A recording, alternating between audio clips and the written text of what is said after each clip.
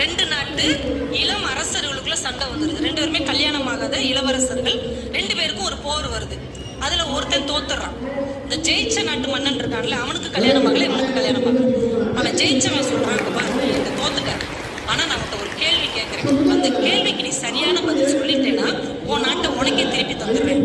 நான் கேளுங்கண்ணா. இந்த கேள்வி என் காதலி என்கிட்ட கேட்டான். இந்த கேள்விக்கு பதில் சொன்னாதான் அவன் என்னை கல்யாணம் பண்ணிக்குவேன்னு வேற சொல்லியிருக்கிறான். அதனாலதான் இந்த கேள்வியை உன்ட்ட கேட்கிறேன். ஓ கேளுங்க, நான் எப்படியாவது விடை கண்டுபிடிச்சிடுறேன். அதாவது ஒரு பெண்ணின் ஆழ் மனசின் எண்ணம் எது அப்படின்னு கேட்கிறான். ஒரு பெண்ணின் அடி மனசுல இருக்கிற ஆழமான எண்ணம் எது? இதுதான் அவன் என்கிட்ட கேட்ட கேள்வி. அவனை யோசிச்சு பார்க்கலாம். நம்ம பெண்ணின் மனசை பத்தி யோசிச்சதே இல்லையே அப்படின்னு அவன் அவங்க நாட்டுக்கு போய் ஒவ்வொரு பெரிய அறிஞர்கள், சான்றோர்கள் எல்லாம் போய் கேட்கிறான். இப்பா எதை வேணா கண்டுபிடிச்சிடலாம்ப்பா, கடலுடைய ஆழத்தை கண்டுபிடிச்சிடலாம், மலையுடைய உயரத்தை கண்டுபிடிச்சிடலாம், கடவுள் எங்க இருக்காருன்னு கூட கண்டுபிடிச்சிடலாம், ஆனா இந்த பெண்களுடைய மனசை கண்டுபிடிக்கவே முடியாதுப்பான்ட்டாங்க. அப்ப எப்படிதான் இதை கண்டுபிடிக்கிறது? நம்ம நாட்டு எல்லையில ஒரு சூனியக்கார கழுவி இருக்கா, அவள்கிட்ட வேணா நீ கேட்டு பாரு, எப்படியா கண்டுபிடிச்சு மைய போட்டாது கண்டுபிடிச்சிருவான். நேரம் அந்த கழுவிட்ட போனா, பாட்டி நான் உன்ட்ட ஒரு கேள்வி கேட்கிறேன், அதுக்கு நீ பதில் சொல்லிட்டேன்னா நம்ம நாடு நமக்கு கிடைக்கும். அவன் அந்த காதலியே கல்யாணம் பண்ணிக்குவான். சரிப்பா ரைட், என்ன கேள்வி?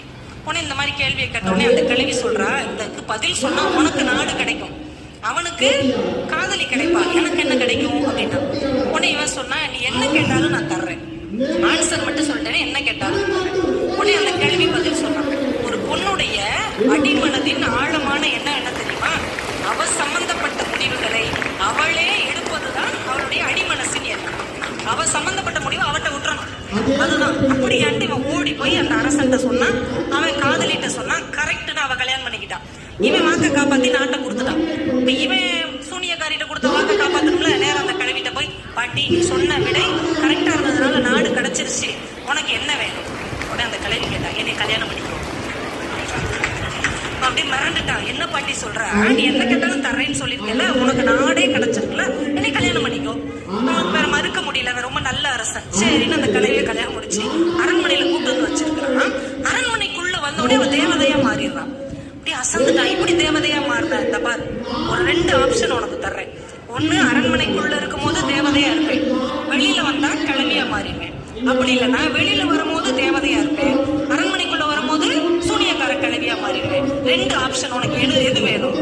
கொஞ்ச நேரம் யோசிச்சுட்டு டக்குன்னு ஒரு பதில் சொன்னான், இது உன் சம்பந்தப்பட்ட விஷயம், நீயே முடிவெடு.